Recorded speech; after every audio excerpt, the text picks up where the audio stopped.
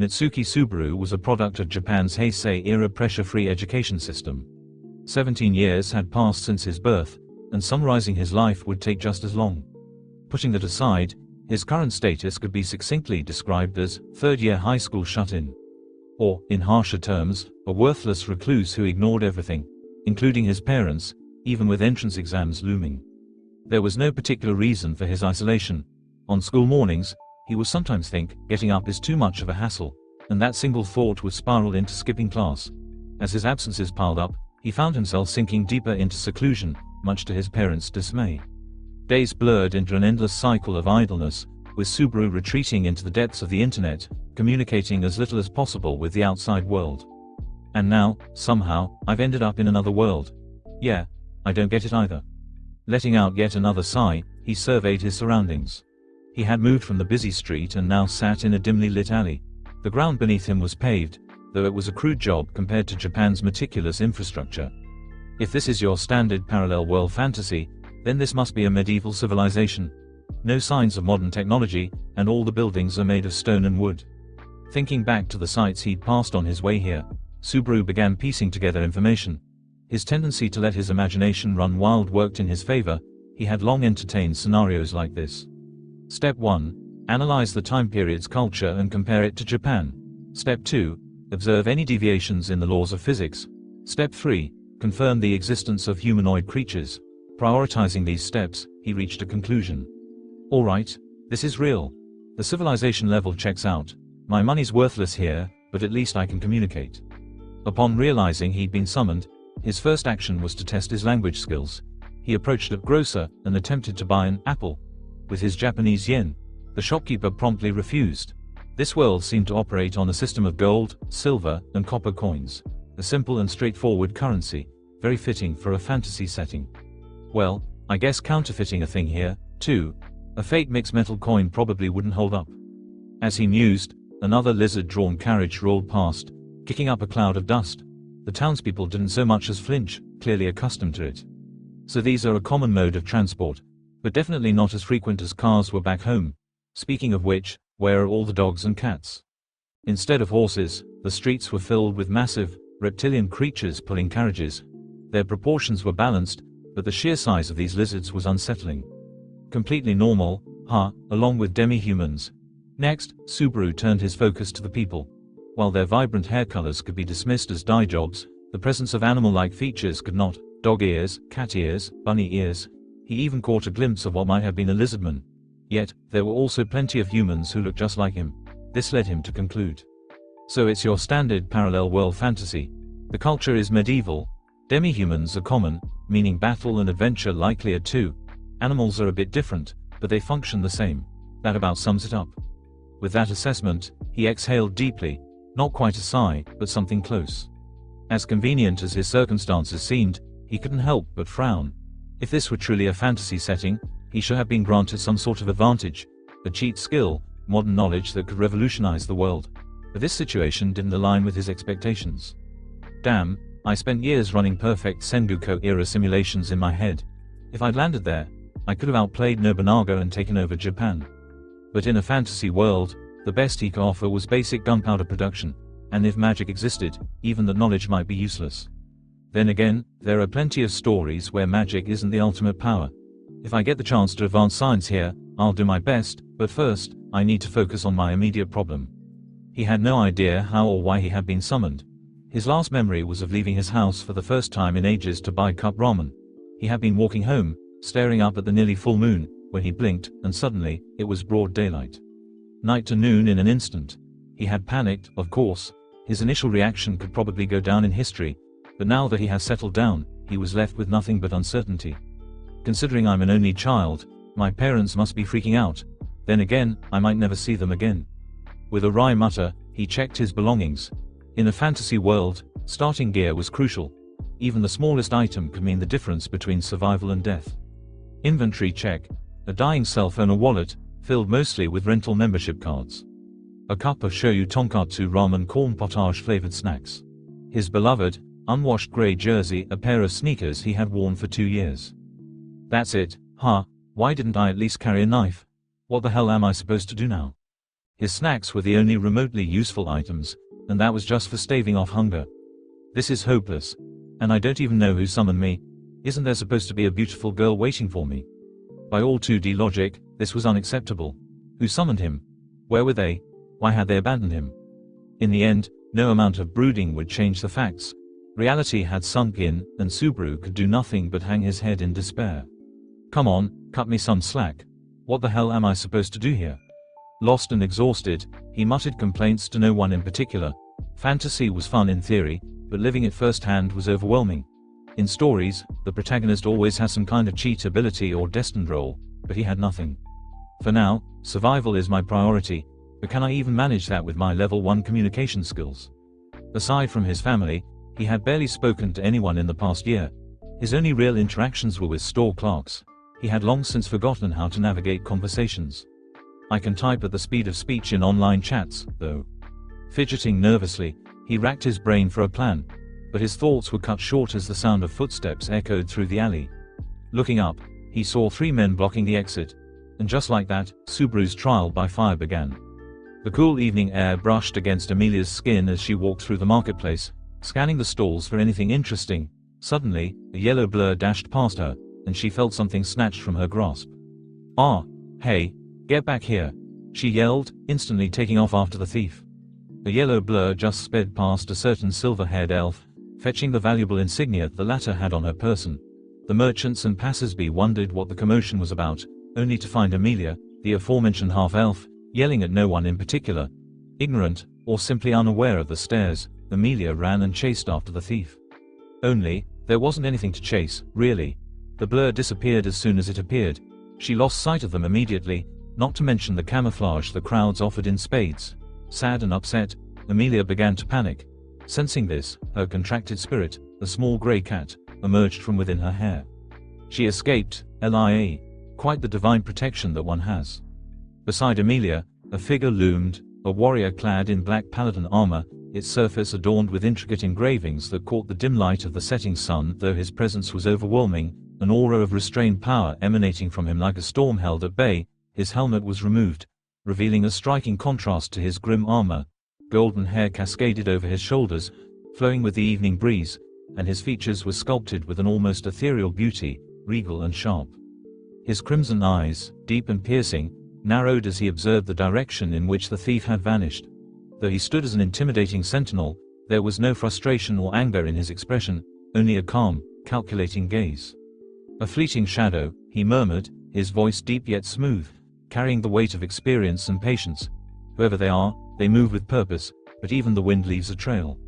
Amelia turned to him, struggling to steady her breath. "What should I do? I just lost my right to the throne." The Blood Angel exhaled slowly, his movements deliberate as he looked down at her.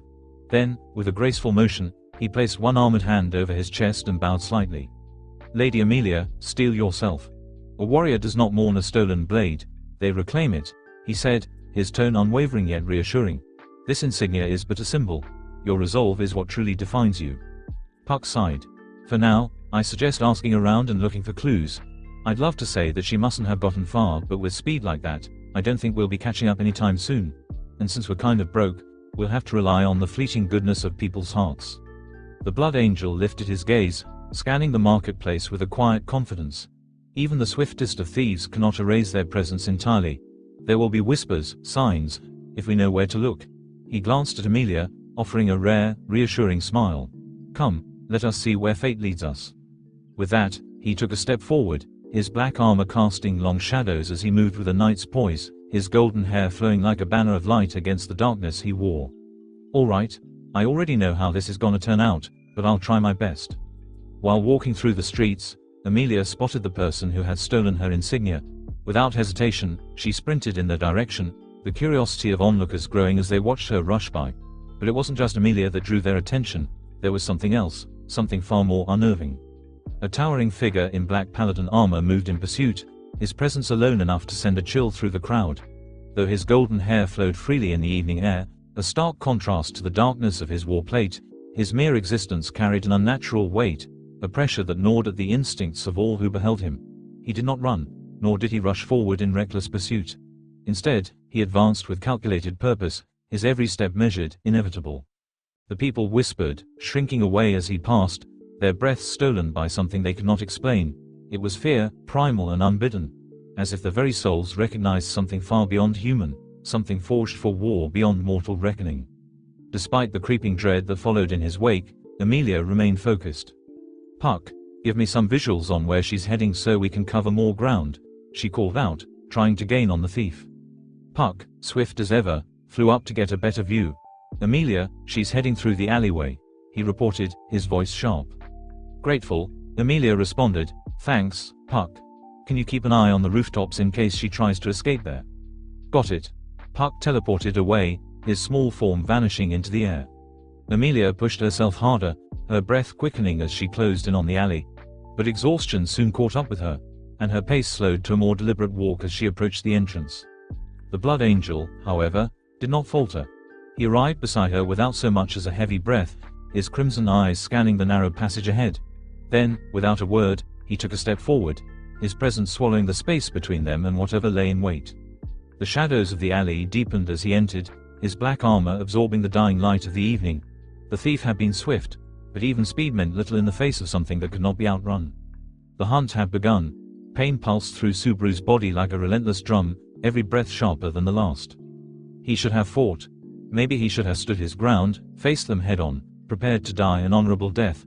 But that wasn't an option anymore, not with his body barely holding together. Even so, he couldn't just die like this. "Don't move, fool." "Owo, hurts. The moment he tried to get up, they crushed his hands underfoot and he could only scream in agony. The man turned red with rage and sent spit flying as he yelled. He then held the knife in an underhand grip. "We'll kill you and take everything you have. That's what you get for messing with us.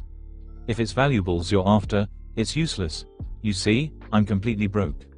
Your strange clothes and shoes will do then, we'll turn you into giant rat feed." "Ah, there's rats in this world too. Sounds like a bottom-tier monster." His mind started drifting in an attempt to escape reality as he looked at the knife which could tear into him at any moment. He wasn't seeing any lights, nor did the world slow down. His life would simply end just like that. "Hey, move. You're in my way." An exasperated voice rang out as someone ran into the alley. The startled men looked up at the intruder, and Subaru attempted to do so as well though he couldn't move. A beautiful girl crossed his field of view. Her frame was small, and she possessed shoulder-length blonde hair which fluttered in the wind. Her eyes suggested a strong wool and her fang-like canine protruded mischievously. She looked rather cheeky, but it could be said that she was cute considering her age. The shabbily dressed girl had just come across the scene of a genuine mugging. The seemingly deliberate timing caused hope to well up within Subaru. This was it, the development he was waiting for. Following the typical pattern, this kind girl would gallantly save Subaru who was on the verge of death, and then, "Man, this is crazy. But I'm busy, gotta get outta here. Live strong." What? Seriously? However, that fleeting hope was crushed. Their eyes met momentarily and she raised her hand apologetically as she continued to run past them into what seemed to be a dead end. She then proceeded to leap off a leaning board and rapidly disappeared up the wall. With the girl gone, the alley naturally went silent. She'd gone like a typhoon, leaving them dumbfounded, but Subaru's circumstances hadn't changed one bit. "Now that the mood's been lightened, I don't suppose you might let me go."